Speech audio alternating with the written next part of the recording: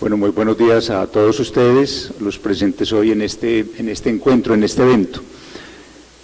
Pretendo hacer unas reflexiones, digamos, de orden inicialmente más bien general, si se quieren, sobre el tema y la propuesta de la escuela y el contexto, digámoslo así, para la formación en el campo de lo ambiental.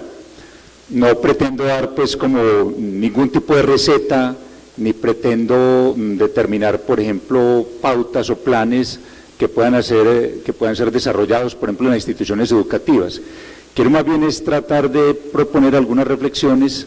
que tienen que ver con este tema de lo ambiental y particularmente quizás de algo que la doctora que me antecedió mencionaba de una manera muy enfática y muy fuerte, que es el tema de la formación, de la formación ciudadana, de la formación, digamos, en la perspectiva de una construcción de la cultura ambiental. Previamente al encuentro, hablando con Alejandro, había propuesto, y quizás seguramente muchos de ustedes lo van a tener allá a disposición, unos capitulitos de un texto de Edgar Morán, publicado recientemente, el año pasado quizás, cuyo título es La Vía, donde hay una serie de propuestas y de reflexiones, digamos, de orden general, sobre lo que significaría, por ejemplo, el concebir una dimensión del conocimiento, situar el conocimiento en una perspectiva contemporánea, pero situar el conocimiento en esa exigencia, por ejemplo, que tenemos hoy, de pensarlo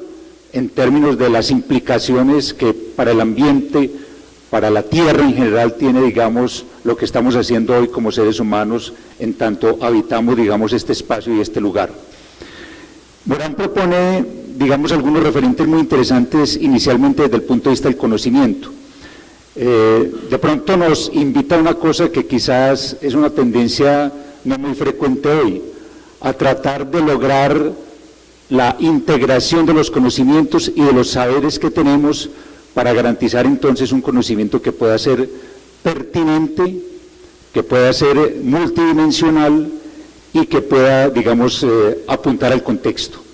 Digamos, son tres referentes muy importantes de la concepción del conocimiento en este autor. Un autor, pues, que se ha caracterizado también por proponer la idea de lo que se denomina un pensamiento complejo. Y cuando se habla de complejo, precisamente él trata de formular la idea de que debemos finalmente tratar de tejer nuestros conocimientos en función, evidentemente, de esa relación con el contexto, de la pertinencia de ese mismo conocimiento, como decía ahora, y de la multidimensionalidad de ese conocimiento. Un poco la crítica de este autor va enderezada a una cosa que seguramente nos ocurre mucho en las instituciones educativas hoy. Tenemos saberes parcelados, tenemos saberes muy fragmentados, pero saberes que a veces planean, digamos, como muy formalmente sobre aquello que en un momento dado se convierten en urgencias, pues no solamente para una comunidad educativa, sino para toda una ciudad, o en un momento dado también para todo un país, o incluso urgencias, por ejemplo, como en el caso de lo ambiental, urgencias para todo el planeta como tal. Entonces allí, digamos, ahí, ese llamado me parece muy interesante porque nos permite, por ejemplo, en los proyectos de educación ambiental, precisamente buscar esa idea de cómo articular saberes, cómo lograr que los saberes que inicialmente tenemos como saberes fragmentados puedan inicialmente desde su propuesta como conocimientos parcelados y fragmentarios aportarles a la construcción de ese conocimiento común, de ese conocimiento en aras de la complejidad, de ese tejido común que finalmente nos va a permitir generar algún tipo de intervenciones en nuestros contextos locales, en nuestros ámbitos regionales, pues, y evidentemente como se viene pensando también en el ámbito nacional. Digamos que es evidente también que no se trata simplemente de pensar el conocimiento en abstracto. Yo he tenido, digamos, una relación muy interesante también con algunos proyectos que han venido construyendo las normales a instancias precisamente también de Corantioquia, y allí hay un asunto que me ha parecido siempre muy interesante, y es la posibilidad de que desde la investigación, desde la generación de proyectos de investigación en las instituciones educativas, podamos realmente aportarle a la construcción de nuevo conocimiento en la relación con el entorno y en la relación con el contexto. Es decir, ya no se trata simplemente de, desde nuestros saberes fragmentados, tratar de repetir contenidos o de inundar de contenidos y de información a nuestros estudiantes, y no solamente a nuestros estudiantes, sino a la comunidad social más cercana, sino también de poder generar, a partir de la investigación, posibilidades de producir conocimiento localizado y conocimiento entonces que nos permita generar también intervención y seguramente también, así sea en lo local, algún tipo de transformaciones. Y digamos la experiencia sobre la cual hemos trabajado, y es una metodología que seguramente se ha propuesto y muchos de ustedes conocen, es la metodología de investigación, acción, participación. A mí, más allá de que sea, digamos, que tenga una denominación específica y que esta metodología se haya acreditado pues como una metodología de investigación cualitativa ensayada y probada en otros ámbitos y en otros campos, me interesa sobre todo pensar cómo podemos articular la relación conocimiento-investigación para producir lo que yo decía ahora, unos nuevos saberes o un nuevo saber sobre el contexto, un nuevo saber sobre la pertinencia de ese conocimiento, pero de un conocimiento que finalmente puede generar acciones, reflexiones y transformación. Y digamos, en la posibilidad de articular acción, reflexión y transformación allí en el ámbito de esos contextos y de esos entornos donde nos estamos moviendo en el ámbito de la escuela. Es muy interesante pensar entonces la posibilidad misma de esos tres ejes que he mencionado: acción, reflexión, transformación. Porque hay un elemento, por ejemplo, muy interesante que está implicado en este tipo de metodologías, y en esta metodología de investigación en particular, y es la posibilidad de que finalmente todos los miembros de una comunidad, en este caso de una comunidad educativa, podamos apropiarnos de esos productos de conocimiento, y nos apropiamos porque participamos de los procesos de construcción de ese conocimiento. Desde, decíamos ahora, desde los proyectos de investigación que podamos generar. Pueden ser proyectos de investigación que sitúen, así sea, problemas localizados, problemas muy particulares del territorio, de la localidad donde nos movemos o del espacio escolar donde nos movemos, pero finalmente el asunto es el tipo de experiencia, de acción, de reflexión y de transformación que desde allí, digamos, finalmente se puede generar. Es decir, no va a ser simplemente producir un conocimiento abstracto y en general, un conocimiento que nos vamos a apropiar, digamos, librescamente, porque el asunto no es simplemente apropiarnos librescamente de cierto tipo de conocimientos, sino finalmente a partir de las actividades y acciones que desarrollemos, a partir de la reflexión que generemos sobre ello, pero sobre todo a partir de la participación de la comunidad educativa y de la comunidad social más amplia, si es el caso, en ese entorno y en ese territorio local, que podamos generar entonces la apropiación de conocimiento y la posibilidad de generar transformaciones. Y ese concepto, digamos, de transformación es evidentemente muy importante porque está ligado también a una concepción de cómo finalmente construimos una cierta conciencia ambiental que finalmente esté allí en la perspectiva de generar transformaciones, así sea en el ámbito micro, así sea en el ámbito local. Por más que eso a veces a muchas personas les puede generar, pues cuando uno tiene de pronto una cierta visión sobre lo ambiental, les pueda generar una cierta desesperanza porque no se ven como los resultados más inmediatos o los resultados más concretos o no se puede dimensionar, digamos, muchas veces esa intervención en los niveles de la microacción allí de los entornos educativos donde nos movemos. Digo esto porque, a ver, muchas veces cuando uno trabaja, por ejemplo, en el campo educativo y cuando genera, por ejemplo, proyectos de investigación y cuando se trabaja sobre investigaciones relacionadas con temas y problemas muy particulares que atienden a lo local y a la territorialidad más local y al espacio escolar en concreto donde nos estamos moviendo, muchas veces hay una cierta desesperanza en el sentido en que a veces pensamos que esas acciones locales no inciden sobre lo regional, sobre lo nacional y evidentemente pues sobre lo global. Hay una frase también muy interesante y muy bonita desde Almonán que a mí siempre me gusta traer a cuento, y es aquella frase que plantea la idea del pensemos globalmente, pero actuemos localmente. Creo que esa frase de alguna manera resume también un poco el tipo de expectativa en que nos estamos moviendo hoy cuando hablamos precisamente de educación ambiental y más específicamente hablaría yo de formación ambiental. Es decir, pensamos globalmente porque el problema, digamos, ambiental es un problema global, es un problema de concepción de desarrollo global. Sabemos que los países de mucho tiempo atrás y el mundo de mucho tiempo atrás le apostó a un modelo de desarrollo que finalmente es un modelo de desarrollo que está mostrando hoy todas sus consecuencias adversas, está mostrando hoy todos sus efectos perversos, está mostrando hoy todos sus efectos, digamos, destructivos sobre el entorno y sobre el ambiente. Y digamos, hay un asunto allí que finalmente nos cuestiona, porque si pensamos en lo global tenemos que pensar en esos modelos de desarrollo.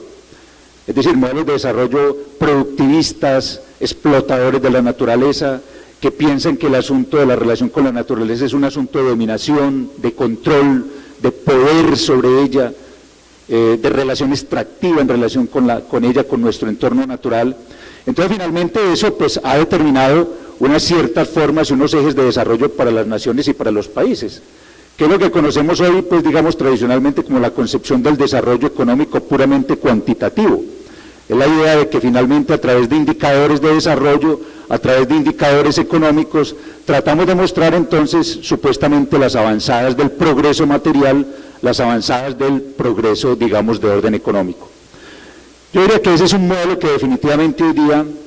ya ustedes por ejemplo en muchos textos lo ven y en los planes y programas nacionales y de orden local también se plantea, es un modelo que por lo menos ha entrado en crisis,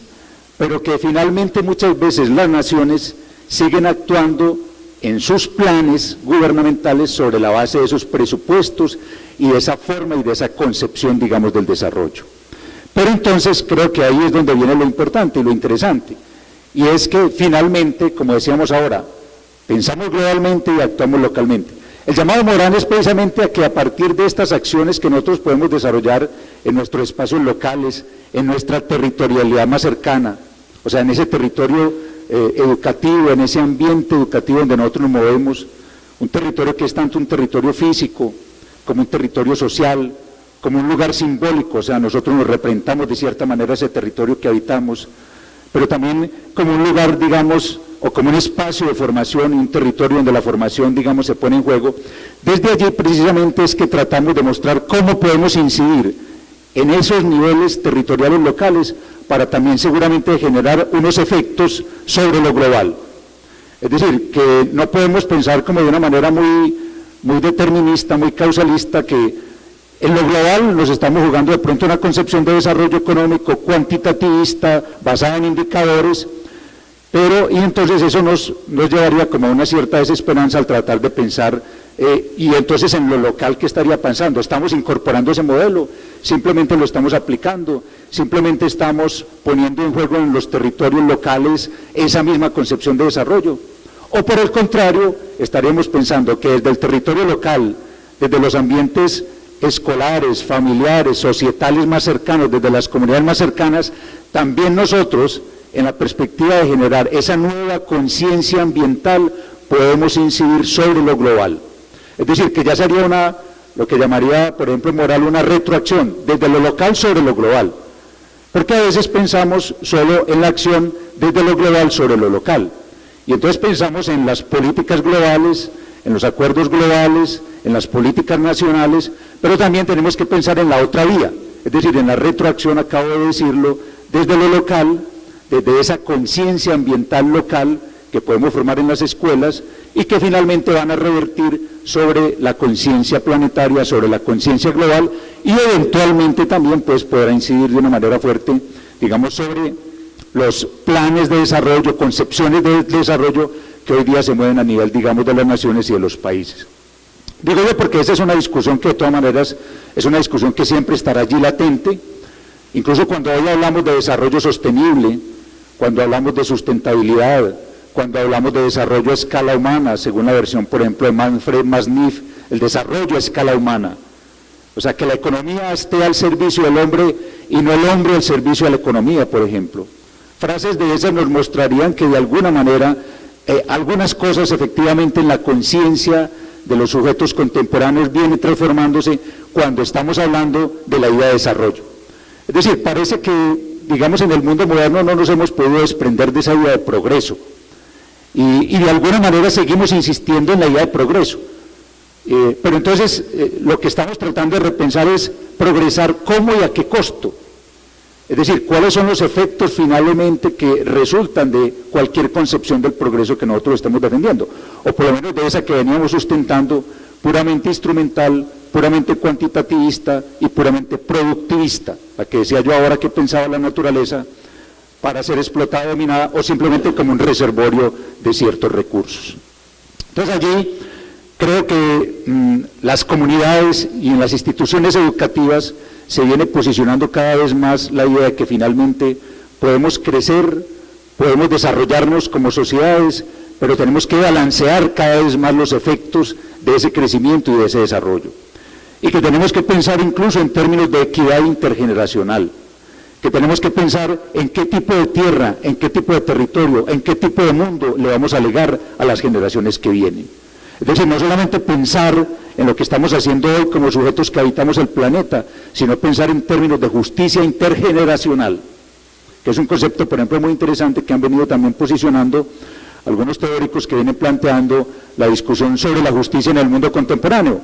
Sí, pero hablamos de justicia social, hablamos de justicia en el campo punitivo, hablamos de cómo podríamos plantear nuevas concepciones de la justicia, incluso cuando hay conflicto, justicia transicional, pero también tenemos que pensar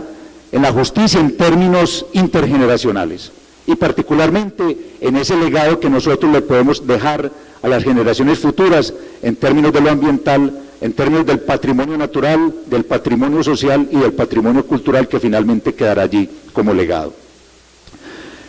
Pienso que, digamos, el esfuerzo que se ha venido haciendo y que se puede hacer desde las instituciones educativas debe incidir entonces, pasando a un segundo momento, en el tema de la formación.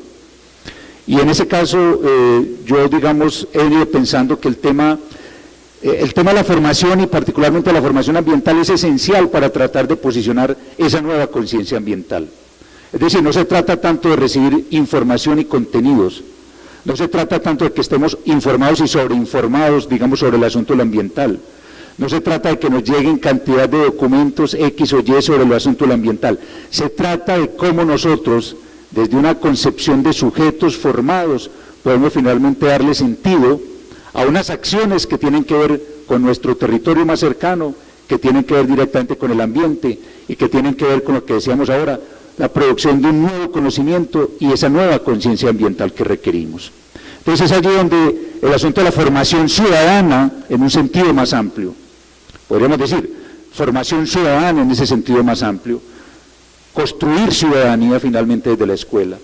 algo que seguramente hemos venido trabajando de tiempo atrás, es decir, cómo desde la escuela, desde el aparato escolar, desde las instituciones educativas, vamos generando finalmente una concepción de un nuevo ciudadano que realmente se apropie de la ciudad, que realmente le dé sentido y significado a la territorialidad donde él habita. Y entonces es allí donde tiene, digamos, sentido este concepto, digamos, de formación ciudadana.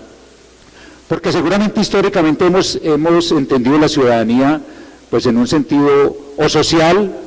pues le decimos a la gente, bueno, usted debe participar en su vida comunitaria, los conminamos a que participen en su vida comunitaria.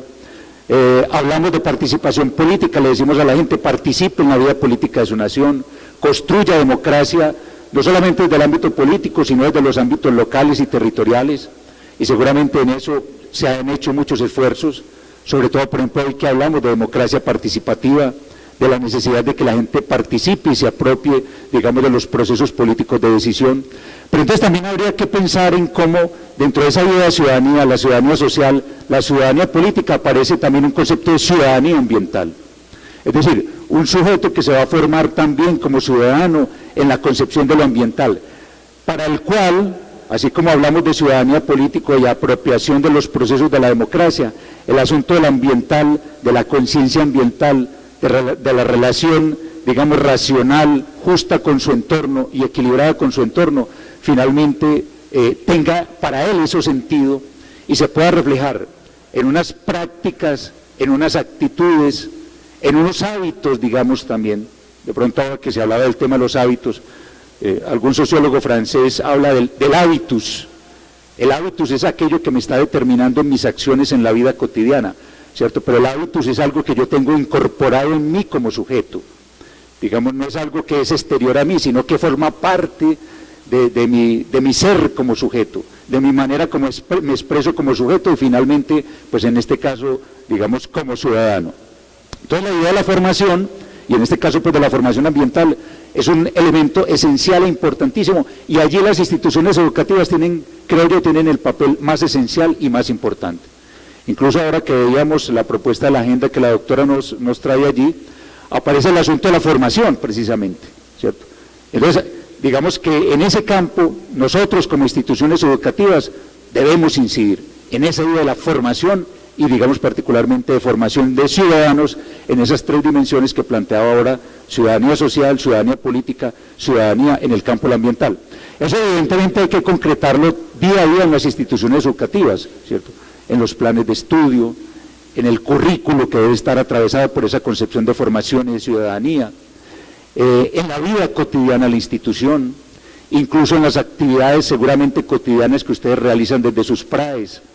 Todo ese tipo de actividades que ustedes realizan cotidianamente, eso debe formar parte precisamente de esa expresión, de esa nueva concepción de ciudadanía que está atravesada y permeada por esa conciencia ambiental. Entonces, digamos, como se dice tradicionalmente, la propuesta allí de formación debe ser interdisciplinaria,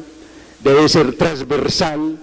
y debe formar parte de la práctica cotidiana de las instituciones educativas. Es decir, que nunca lo sintamos, porque ese es el asunto de la formación, ¿cierto? Y por eso el concepto de formación, digamos, es tan interesante, porque el asunto de la formación, es decir, a veces, incluso cuando discutimos en pedagogía, y desde la pedagogía el concepto de formación, el asunto de la formación a veces no se refleja en indicadores, ¿cierto? Porque esa es un poco también una tendencia muy fuerte nuestra hoy. A ver, muéstrenme el indicador tal, a ver qué progresos ha habido,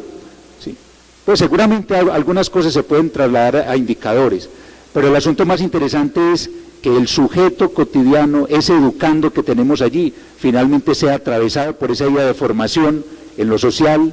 en lo político y digamos también en este caso en lo ambiental. Pero entonces, como decíamos en este momento y como lo acabo de plantear, nuestras prácticas cotidianas en las instituciones educativas deben estar atravesadas por la intención de generar ese tipo de conciencia ciudadana en esos tres niveles, digamos, que acabamos de plantear. Allí vuelvo y retomo también la idea de la investigación. Los proyectos de investigación deben estar, particularmente en las instituciones educativas, enfocados a generar ese tipo de conciencia, a generar ese tipo de formación, a generar ese tipo de ciudadano nuevo, o sea, con los jóvenes, digamos, los jóvenes son ese tipo de comunidad que está hoy disponible y abierta precisamente a esa posibilidad de ser formados en esas dimensiones de la ciudadanía y particularmente en esa conciencia ambiental o en esa conciencia de la sustentabilidad ambiental que hemos venido pues discutiendo y planteando. Finalmente yo creo que uno tiene que pensar que en estos ámbitos escolares, yo he trabajado también en algunas intervenciones en la institución educativa, la Normal de Copacabana, la Escuela Normal Superior de Copacabana, y allí, por ejemplo, cuando hacemos algunas reflexiones sobre estos temas de los PRAEs, de la formación ambiental, hemos venido también utilizando un concepto que lo tomamos a veces de un autor, a veces hay que coger estos autores pues y ponerlos a circular pues como en la vida cotidiana, no convertirlos en asunto libresco. Sí, un autor, por ejemplo, también francés muy famoso, el señor Michel Foucault, que tenía por allí al final de su vida, en algunas reflexiones sobre la ética, utilizó un concepto muy interesante, tomado pues de una tradición filosófica muy vieja por allá de los estoicos romanos, pero el asunto no es ese. A nosotros en este momento pues el asunto no es cómo nos conectamos con una filosofía de una cierta época, sino el asunto cómo podemos hacer también útil para nosotros en la propuesta de formación ciertos conceptos. Entonces este señor utilizaba un concepto muy interesante, el concepto del cuidado de sí. Pero entonces pensando en la idea del cuidado de sí como un conjunto de prácticas que yo como sujeto en la vida cotidiana puedo generar finalmente para convertirme en un mejor sujeto desde el punto de vista, digamos, ético. Es decir, donde yo puedo regular mis actos, mis actitudes, donde puedo generar una cierta disciplina también, a pesar de que de alguna manera, por ejemplo, seamos muy resistentes a veces a las normas y a la disciplina, y sobre todo, por ejemplo, el joven de hoy que a veces es tan resistente a la norma y a la disciplina, pero también es la idea de tener una disciplina como interiorizada en términos de cómo yo me voy construyendo como un sujeto que puede cuidar de sí mismo, ¿cierto? Pero entonces nosotros de pronto extendimos ese concepto ético y lo planteamos un poco más allá y decíamos, no solamente yo debo pensar en el cuidado de mí mismo, debo pensar en la relación con el otro, o sea, en el cuidado del otro. Y entonces allí aparecía un elemento muy interesante. Entonces ya la ética, esa ética personal del cuidado de sí, tiene que convertirse en una ética social, en esa relación con el otro, pero en una relación basada en el respeto, en aquellas, digamos, valores y virtudes que pueden definir precisamente una relación de cuidado cuando yo estoy enfrentado a un otro en las interacciones cotidianas, ¿sí? El respeto, la tolerancia, la responsabilidad por el otro, es decir, cómo yo también en un cierto sentido puedo ser responsable por el otro. Entonces, de alguna manera, se ampliaba ese concepto de ética personal a un concepto, digamos, en este caso también, de ética social. Pero, digamos, tratando de sacarle un poco de un filón más allá de ese concepto, pensábamos, bueno, pero es también el cuidado de lo otro, de ese territorio más cercano, de ese hábitat, digamos, de ese fragmento de naturaleza que nos toca habitar como institución educativa, que en un momento dado también está en relación con un entorno natural y social, ¿cierto? Porque hoy toda institución educativa, evidentemente, cualquier institución educativa o cualquier institución hoy, pues está un poco determinada por esa relación muy concreta, naturaleza, sociedad, sujeto, que se da allí en ese ámbito territorial concreto, ¿sí? Es decir, nosotros tenemos que pensar hoy que en los ámbitos en que nos movemos hay una cierta relación, naturaleza, sociedad, sujeto. Hay como una imbricación permanente entre lo natural, lo social y lo subjetivo, que no son cosas separadas. Y vuelvo a lo del pensamiento complejo que decía ahora. ¿Sí? No es que lo natural esté allí, aquí está lo social y aquí está el sujeto, o el individuo, si lo quieren denominar así, ¿cierto? Sino que hay una mutua relación, una interacción permanente, digamos, entre esos tres niveles. Entonces decíamos, sí, es también el cuidado de lo otro, pensado lo otro como ese fragmento de territorio, como ese fragmento de naturaleza donde nosotros estamos incluidos, donde estamos interactuando, de la cual participamos y frente a la cual también tenemos responsabilidades, evidentemente. Tenemos responsabilidades por el otro, pero también responsabilidades por ese fragmento de territorio, por ese lugar, por ese locus, digámoslo así, o sea, ese lugar donde estamos habitando, esa espacialidad concreta que estamos habitando allí, que decía yo ahora, es una espacialidad tanto física como social como simbólica, porque frente a ella nosotros estamos generando representaciones cotidianas, es decir, en qué tipo de ambiente me estoy moviendo, cómo me relaciono con ese entorno natural que estoy habitando aquí en concreto en esta institución, o en esta localidad, o en esta región, o en este municipio, ¿sí? Entonces miren que allí, digamos, el concepto de este autor francés nos sirvió para proponer un concepto que está muy ligado a la idea de la formación, es el concepto del cuidado de sí, del otro y de lo otro, es decir, una ética del cuidado finalmente, que de alguna manera viene a complementar la ética ciudadana. Es decir, la ética ciudadana, que estaba en ese segundo momento que yo mencionaba ahora, evidentemente debe ponerse en relación con esa ética del cuidado, y entonces pensada y puesta permanentemente allí a jugar en esa relación que establecemos, por ejemplo, nosotros con nuestros educandos y que establecemos allí en las instituciones educativas. Evidentemente, claro, como decía igualmente ahora, esta ética del cuidado debe atravesar planes de estudio, debe atravesar los currículos, debe atravesar las prácticas cotidianas de la institución, debe atravesar incluso nuestra presencia en el aula de clase, es decir, en la relación con el otro, el educando allí en el aula de clase.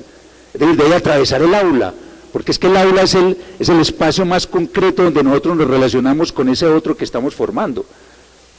Esa ética debe atravesar también el aula, ¿sí? Entonces es allí donde nosotros tenemos que apropiarnos y darle sentido y resignificar con nuestros educandos esa concepción del cuidado y esa ética del cuidado, en esas tres dimensiones que yo les planteaba ahora, ¿sí? Entonces miren que allí evidentemente tenemos también un momento, en esa concepción de la ética del cuidado, un momento que nos va a permitir evidentemente generar propuestas de transformación, propuestas de reflexión, porque es llegar precisamente a ese campo de relación con el educando que es el aula, para tratar de proponer reflexión, acciones y transformación, ¿cierto? Y vuelta a empezar, ¿cierto? Generamos transformaciones, pero entonces volvemos a la reflexión, generamos acciones, transformación. Es decir, todos estos elementos, miren, todos estos elementos los tenemos que ir engranando, tenemos que irlos articulando, digámoslo así, tenemos que ir generando precisamente ese tejido, ¿cierto? Lo que pasa es que ahora, cuando hablaba precisamente de este autor, de este señor Morán, el asunto es que precisamente estos conocimientos que nosotros nos vamos apropiando, estas prácticas que vamos generando, deben generar ese tejido. Entonces, por eso he estado tratando de articular esos momentos: conocimiento, ética y formación ciudadana, pero también ética del cuidado, que entra, digamos, a tejer en común, ese tejido en común que vamos formando en las instituciones educativas. Entonces, evidentemente el ámbito escolar, ese territorio escolar que estamos habitando, se convierte en un territorio para las interacciones, para las retroacciones entre esos distintos momentos, ¿sí? Decía yo ahora, global, local, ¿sí? Estamos actuando en local, pero pensando y seguimos pensando en lo global, y pensando que esas acciones que estamos generando en lo local tienen efecto sobre lo global, ¿sí? Y que allí, digamos, también como instituciones educativas, seguramente en muchas de las propuestas que hoy día se generan en términos de planes de desarrollo, podemos incidir. Hay muchas cosas que ustedes están viendo que hoy día las comunidades están haciendo cuando pretenden defender sus territorios. Uno lo ve en algunos municipios de Antioquia. Alguna vez iba por allá a Jardín y la gente me decía, no queremos que este paisaje que vemos en este momento en un municipio tan bello como Jardín sea absolutamente desertizado, por ejemplo, por la explotación minera, ¿sí? Y me parecía, por ejemplo, muy interesante esa posibilidad de apropiación y división del territorio. Es decir, es que aquí hay un paisaje, hay un hábitat que nosotros, digamos, vemos cotidianamente. Entonces la gente de Jardín le decía a uno, no queremos que esto finalmente sea derruido, desertizado por una cierta visión extractivista del desarrollo, ¿sí? Estoy poniendo un ejemplo que nos pone también allí un poco a mirar también cómo las comunidades van reaccionando desde lo local contra lo global, ¿sí? Porque es que lo global es la imposición del modelo de desarrollo. Lo global es el que está determinando que vos tenés que seguir el cauce de cierto desarrollo. Y lo global está mediado por lo nacional, ¿sí? Y lo global está mediado también por lo regional. Entonces miren que esas interacciones van llegando allí a las comunidades, pero evidentemente, como les decía ahora, las comunidades también generan una retroacción. Es decir, no queremos que esto, que para nosotros es paisaje, esto que para nosotros significa una manera de mirarnos y de vernos en el paisaje, una manera de mirarnos y vernos en el territorio, sea finalmente convertido en otra cosa, en una perspectiva de futuro de 20 o 30 más años. Entonces, ese tipo de cosas, pienso yo, son las que nosotros también podemos hacer de alguna manera cuando estamos en las instituciones educativas. Entonces, miren un poco la reflexión que pretendo dejar, no pretendo pues extenderme mucho, la reflexión que pretendo dejar es que las instituciones educativas, como instituciones de formación, debemos apuntarle a jugar un poco en esa propuesta de formación, pero mirando un poco este tejido de complejidad que se va formando y en el cual estamos inmersos en las comunidades educativas. Articular lo global y lo local. Siempre que estemos pensando en proyectos de investigación y en de producción de conocimiento en lo local, pensemos cómo eso está articulado con lo regional, lo nacional y lo global. O sea, no nos desarticulemos, pero tampoco, digamos, diluyamos los problemas locales en lo regional, en lo nacional o en lo global, ¿cierto? Porque hay también una manera de diluir la problemática local y alguien podría muy fácilmente decir, bueno, pero ¿qué podemos hacer aquí en estas territorialidades locales cuando desde lo global hay un modelo de desarrollo que ya está definido, que ya se está imponiendo, del cual a veces las naciones y los países no quieren devolverse, que es esa visión de progreso y desarrollo como acumulación, como crecimiento, puramente cuantitativa, pero que hoy día evidentemente nos está mostrando cómo, decíamos, está revirtiendo negativamente. Hoy día podríamos decir, un poco para utilizar términos de la economía política, el valor de cambio está terminando finalmente con el valor de uso. El valor de uso es el agua, el aire, es decir, eso que es de todos, ese es un bien común, eso es de todos, agua y aire, eso es de todos, ese es el valor de uso. Pero el valor de cambio hoy día está derruyendo, acabando, destruyendo finalmente el valor de uso, aquello que finalmente le da sentido a la vida sobre la tierra para nosotros, ¿cierto? Es decir, vivimos en parte sobre la base del valor de uso, el agua, la tierra. Sin embargo, de pronto el valor de cambio nos pone a jugar en otro campo. nos pone a jugar en el campo del consumo, como se decía ahora, del acumular cosas, el acumular objetos, el acumular gadgets, el acumular artilugios tecnológicos, ¿sí? Y entonces nosotros magnificamos, claro, las aplicaciones tecnológicas de la ciencia, ¿sí? Y entonces ciencia, tecnología, e innovación, ¿sí? Y entonces nos llenamos con esas palabras, pero es que detrás de eso también hay concepciones y modelos, ¿sí? Incluso un modelo de desarrollo. Evidentemente no se trata de volver a un romanticismo naturalista, que alguien me podría decir, entonces que volvemos a la premodernidad, no, ¿cierto? Se trata de pensar finalmente el cómo podemos regular, racionalizar, generar nuevas visiones, digamos, en ese nivel macro sobre una concepción de desarrollo. Y evidentemente esas cosas también las tenemos que discutir en el ámbito escolar. Es que en la escuela tenemos también que discutir estas cosas. Es que si le apuntamos a un modelo de desarrollo, a una concepción de desarrollo, discutámosla también allí con nuestros estudiantes, con nuestros jóvenes. Es que ellos son partícipes y son en parte efectos inicialmente, en parte incluso están siendo víctimas de ese deterioro del valor de uso, del agua, del aire. Entonces con ellos hay que discutir también esas cosas, ¿sí? Entonces, pero bueno, claro, nosotros tenemos que ser más concretos, ir a problemáticas allí más asentadas en el territorio y digamos en lo local. Finalmente, entonces, global local, formación ciudadana en lo social, en lo político, en lo ambiental, formar un ciudadano, pensar que estamos construyendo ciudadanía, pensamos que estamos frente a un sujeto que es finalmente, que va a ser el ciudadano que va a construir la ciudad del futuro, que van a construir las ciudades del futuro, ¿sí? Esa ciudad que pensamos amigable, sustentable, equitativa, con concepción de justicia intergeneracional, ese tipo de ciudad, ¿sí? Y entonces que le estamos apuntando a eso. Pensar que en los entornos locales donde estamos, en las territorialidades donde estamos articulando de una cierta manera una concepción del cuidado, una ética del cuidado. Decía yo ahora, cuidado de sí, cuidado del otro, cuidado de lo otro, y tenerlo allí también interiorizado como un elemento que va a atravesar planes de estudio, que va a atravesar proyectos de investigación, que va a atravesar prácticas cotidianas en la escuela, ¿sí? Y pensarnos también en esa articulación muy concreta, naturaleza, sociedad, sujeto, que se da allí en la territorialidad que estamos habitando todos los días, en el ámbito escolar o en el ámbito de la comunidad social más cercana donde nosotros nos devolvemos. O sea, no me quiero extender más y de pronto acá pues ya me cambiaron este micrófono, pero, no, puedo seguir hablando, sí. Pero entonces, es un poco ese tipo de cosas, ese tipo de reflexiones. Hombre, cuando ustedes hagan proyectos educativos, proyectos de investigación en sus instituciones, traten de tener un poco estos referentes, apúntele a la idea de la formación, apúntele que usted está formando un nuevo ciudadano, en lo social, en lo político y en lo ambiental. De pronto no pensemos tanto en el activismo y ahora de pronto se planteaba, es decir, hagamos actividades, manejo de residuos sólidos, racionalización del uso de recursos, maneras de clasificar la basura, hagamos todo eso, hay que hacerlo, eso no hay que dejar de hacerlo, hay que seguirlo haciendo, pero pensemos, digamos, que lo fundamental y lo esencial es trabajar sobre esa concepción de formación de ese nuevo ciudadano y sobre la idea de esa ética del cuidado, digamos, que he pretendido difundirles acá, y que debemos asentar, decía yo ahora, pues en la vida cotidiana. No es asunto de libros, esto no es libresco, esto es un asunto que tenemos que apropiarlo, digamos, con nuestros educandos en la vida cotidiana y en las relaciones cotidianas en nuestras instituciones.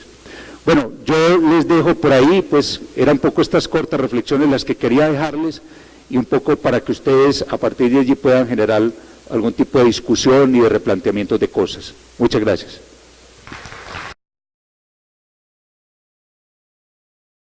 La apuesta que hay en este momento, no solo pues a nivel local ni nacional, yo creo que a nivel mundial, es justamente por la formación de ciudadanía, pero no una formación en abstracto, ¿cierto? Como usted mismo lo planteó, más bien como usted lo planteó, una formación para transformar el pensamiento propiamente dicho. Entonces, más que una pregunta, es una expresión de gratitud por la invitación que nos ha hecho, profesor. Muchas gracias. Buenos días, mi nombre es Mónica Garzón. Yo, pues, obviamente me uno a lo que dice el compañero, en verdad, gracias por estar aquí, pero me inquieta una cosita.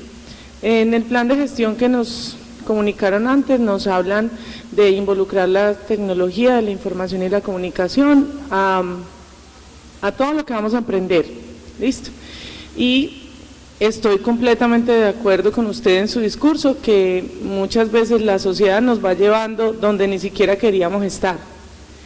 y nos obliga a utilizar cosas que a lo mejor no estábamos ni siquiera preparados para utilizar. Entonces mi pregunta es, ¿usted qué piensa? ¿Cómo podemos lograr que esa reflexión que usted nos deja hoy de ocuparnos más? Es usted. Yo creo que... ¿Cómo la, dónde? Sí, Anote. Desde yo lo estaba anotando. bueno, sí. Sí, continúa. Entonces, a mí me inquieta mucho pensar, yo quiero lograr que en el salón de clase específicamente, porque yo pienso también desde lo local, formar un ciudadano que tiene necesariamente que utilizar más y más y más recursos tecnológicos que nos ponen inevitablemente en ese cauce del que usted hablaba. ¿Cómo hacemos? O sea, ¿usted qué piensa? ¿Cómo podemos encontrar un punto en donde uno pueda lograr que ese ciudadano tenga una posición crítica como la que usted tiene ahora, que seguramente es de años de pensar en el mismo asunto, lograr que nosotros a través de un PRAE, del activismo del que usted habla, que es verdad, logremos que ese muchacho se ponga al frente de las tecnologías y las vea como una herramienta a su servicio y no como el único recurso para estar aquí? Sí, a ver, yo pienso ahí, y de pronto lo decía ahora, es que nosotros a veces magnificamos mucho el asunto de la ciencia técnica, esa articulación ciencia técnica, incluso hoy día pues con la palabra innovación.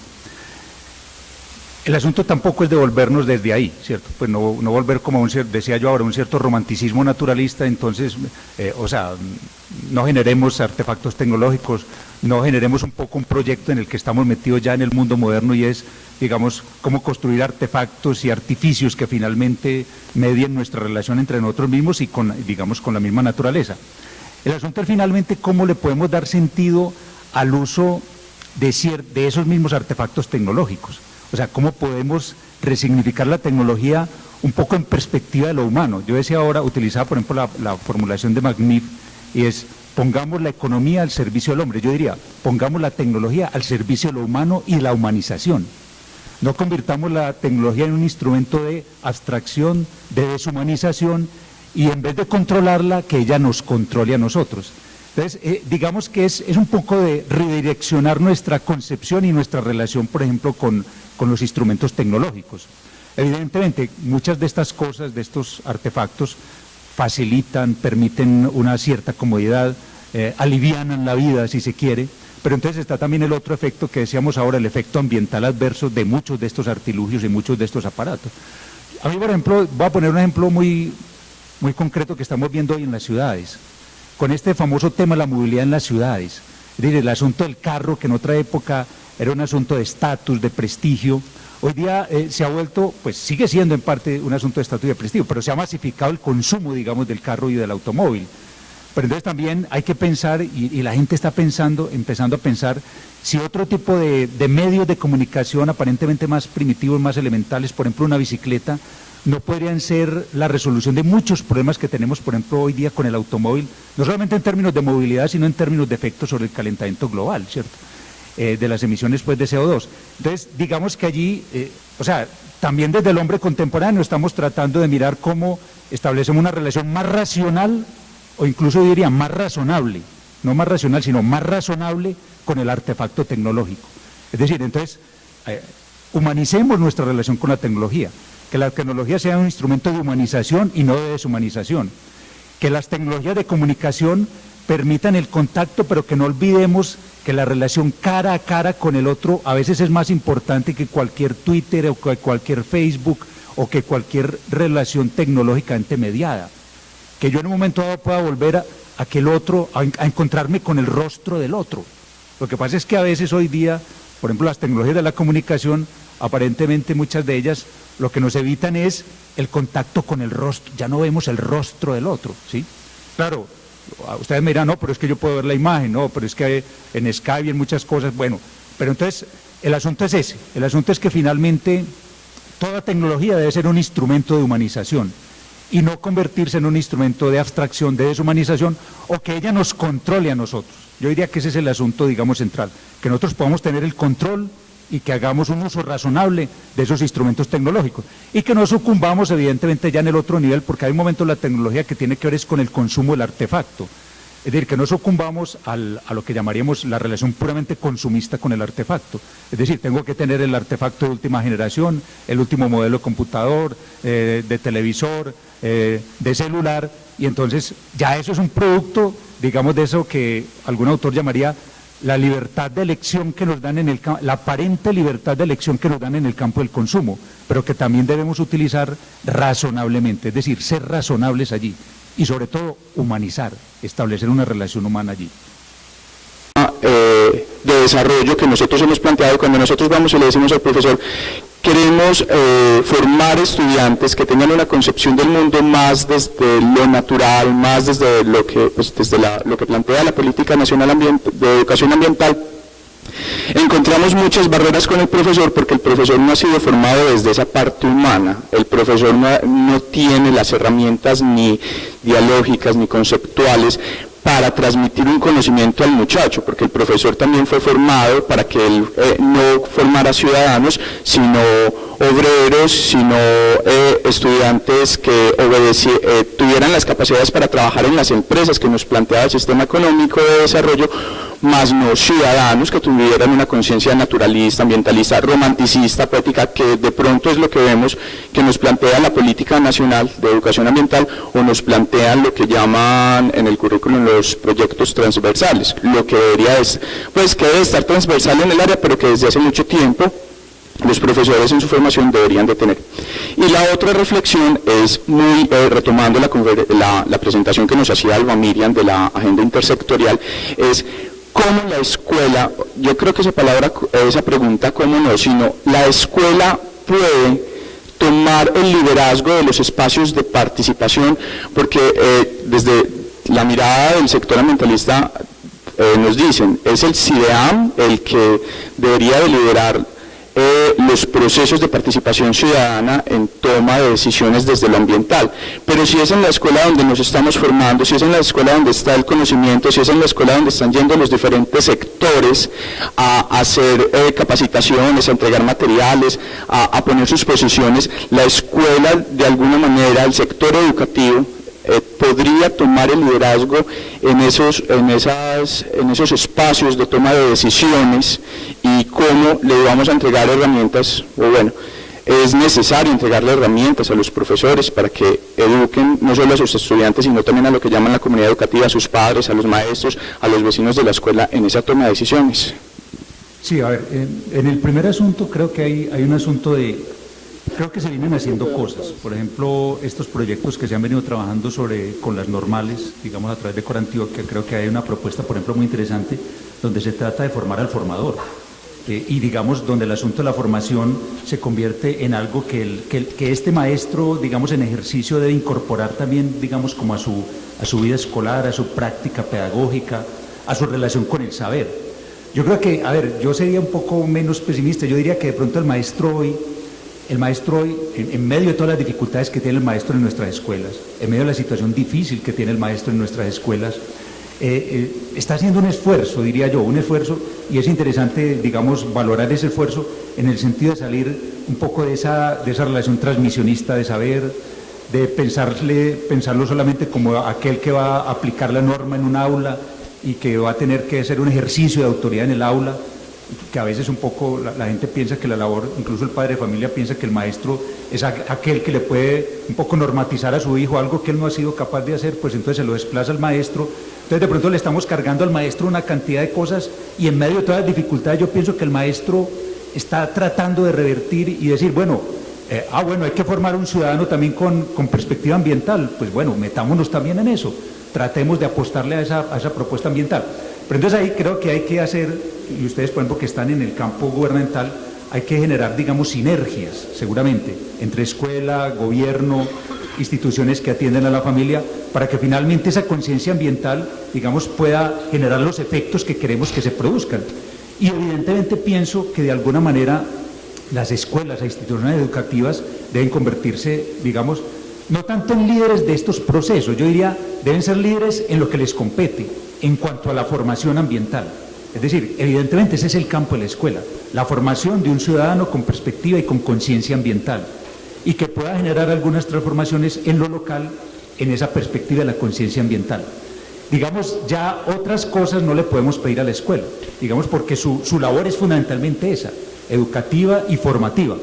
Y evidentemente sobre esa base es que nosotros le podemos exigir al maestro algo. O sea, exijámosle al maestro un poco en esa perspectiva, es decir, ¿cuál es tu compromiso con la formación de ese ciudadano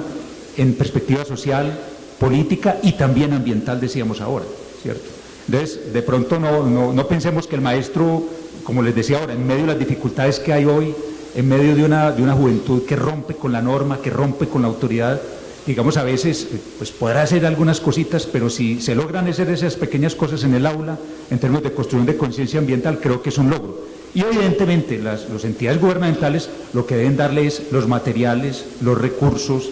facilitarle las condiciones para eso, ¿cierto? Y que se pueda pensar desde los entes gubernamentales que la escuela tiene un papel muy importante, pero allí en ese nivel de la formación, ¿cierto? De la formación de ese ciudadano con perspectiva ambiental. Sí. Hay una labor muy importante nuestra, digamos, también como maestros, y es realmente en esa labor de apropiación de muchos de esos contenidos, por ejemplo, que la Constitución nos propone en términos de derechos, incluso en términos de derechos referidos al tema del ambiente. Es decir, cómo llevar y que esa es un poco la dificultad que quizás encuentra cualquier texto constitucional, por más bien elaborado que esté y digamos por más derechos que contenga, como es el caso, por ejemplo, de la Constitución nuestra del 91. Creo que ahí la escuela, el maestro en su día a día, allí en el aula, en sus saberes específicos en el campo de lo ético y en otros campos, puede finalmente convertir esa Constitución en un instrumento precisamente de construcción de ciudadanía, en esas dimensiones que yo planteaba ahora. Es decir, convertirla, digamos, en un elemento de la vida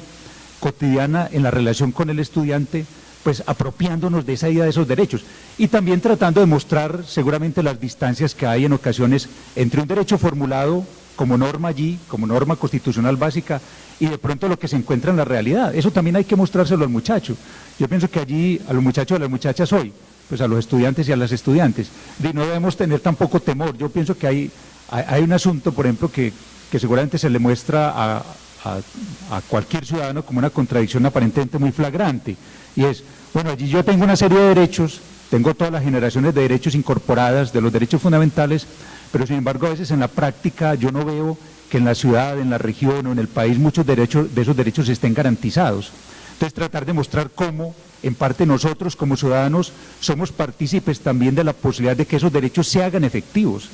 y que de alguna manera nos los podamos apropiar y darle sentido desde nuestra práctica como ciudadanos. Es decir, no pensar que la Constitución es algo que se mueve allá como una norma superestructural que no tiene contacto con la vida diaria, sino que también el hacer que esos derechos se conviertan en una realidad forma parte de mi práctica como ciudadano. Entonces ahí está un poco lo que llamábamos ahora las tres ciudadanías, la ciudadanía social, la ciudadanía política y la ciudadanía ambiental. Como cuando a mí me hablan del derecho a un medio ambiente sano o a un ambiente sano, digamos nosotros le podamos dar sentido desde nuestras instituciones allí en lo local, pero también podamos participar en procesos articulados, por ejemplo, con proyectos gubernamentales como el que nos acaban de plantear hoy, y también plantear seguramente las críticas y las distancias necesarias que tenemos que tener frente a esas propuestas y frente a esos proyectos. Mire, pero entonces convertirlo eso en un asunto de formación cotidiana del ciudadano que tenemos enfrente con nosotros allí en las aulas. Sí. Bueno, muchas gracias, eso era lo que tenía para decirles.